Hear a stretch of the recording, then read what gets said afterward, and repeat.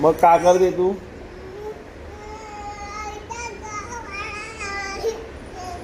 आईच्या गावाला जाते.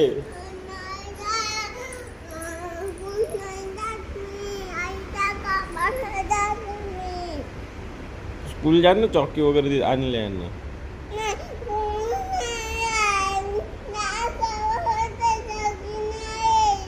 मग कुठे जाते? आईच्या गावाला जाते. मग आईनं टाकलं तर स्कूलमध्ये नेऊन, आई स्कूलमध्ये नेऊन देईन तर मग कसं करशील?